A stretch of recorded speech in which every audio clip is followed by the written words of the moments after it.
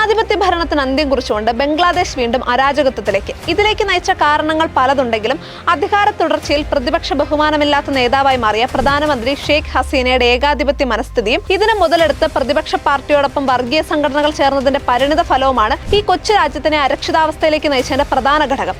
ദാരിദ്ര്യത്തിലും രാഷ്ട്രീയ അരക്ഷിതാവസ്ഥയിലും കിടന്ന ജനതയെ സാമ്പത്തിക സുരക്ഷിതത്വത്തിലേക്ക് കൈപ്പിടിച്ചു നടത്തിയ നേതാവായ പ്രധാനമന്ത്രി ഷെയ്ഖ് ഹസീന അധികാരം ഉപേക്ഷിച്ച് രാജ്യം വിട്ട് പലായനം ചെയ്തിരിക്കുന്നു. പകരം ഇടക്കാല സർക്കാർ രൂപീകരിക്കുന്നതായി സൈന്യം അറിയിച്ചിട്ടുമുണ്ട്. ഷെയ്ഖ് ഹസീനയുടെ രാജിക്കും പലായനത്തിനും വഴിവെച്ച കലാപത്തിന് പിന്നിലെ പ്രേരക ശക്തി തീവ്ര സംഘടനയായ ജമാഅത്ത് ഇസ്ലാമിയാണെന്നാണ് റിപ്പോർട്ടുകൾ. സംവരണ പ്രക്ഷോഭത്തിന് നേതൃത്വം നൽകിയത് ജമാഅത്ത് ഇസ്ലാമിയുടെ വിദ്യാർത്ഥി സംഘടനയായ ഇസ്ലാമി ഛത്ര ശിബിർ ആയിരുന്നു. ഇക്കാര്യം ബോധ്യമായതോടെയാണ് ഹസീന സർക്കാർ ഭീകര സംഘടനയെ മുദ്രകുത്തി ജമാഅത്ത് ഇസ്ലാമിയെ നിരോധിച്ചത്. തീവ്രവാദ വിരുദ്ധ നിയമത്തിന് കീഴിലാണ് ജമാഅത്ത് ഇസ്ലാമിയെ കഴിഞ്ഞ വ്യാഴാഴ്ച നിരോധിച്ചത്. എന്നാൽ സംഘടനയ്ക്ക് കലാപവുമായി ബന്ധമില്ലെന്നാണ് സംഘടനയുടെ അധ്യക്ഷൻ ഷഫീഖുർ റഹ്മാൻ പറയുന്നത്. ബ്രിട്ടീഷ് ഭരണകാലത്ത് 1941 വിവാദ ഇസ്ലാമിക് പണ്ഡിതനായ സയ്യിദ് അബുൽ അല മൗദൂദിയാണ് ജമാഅത്ത് ഇസ്ലാമി രൂപീകരിച്ചത്. പാകിസ്ഥാനിൽ നിന്ന് സ്വാതന്ത്ര്യം ആവശ്യപ്പെട്ടുകൊണ്ട് 1971 നടന്ന പ്രക്ഷോഭങ്ങളിൽ ബംഗ്ലാദേശ് എന്ന സ്വതന്ത്ര രാജ്യം സ്ഥാപിക്കുന്നതിനെതിരെ പ്രചാരണങ്ങൾ നടത്തിയ ആളാണ് മൗദൂദി. 1971 സംഘടനയുടെ നേതൃത്വത്തിൽ നടത്തിയ കൊലപാതകങ്ങൾ, തട്ടിക്കൊണ്ടുപോകൽ, ബലാത്സംഗം തുടങ്ങിയ കുറ്റകൃത്യങ്ങൾക്ക് 2013 ശേഷം സംഘടനയുടെ നിരവധി നേതാക്കളാണ് വധശിക്ഷയ്ക്ക് വിധിക്കപ്പെടുകയോ ജയിലിൽ അടയ്ക്കപ്പെടുകയോ ചെയ്തിട്ടുള്ളത്.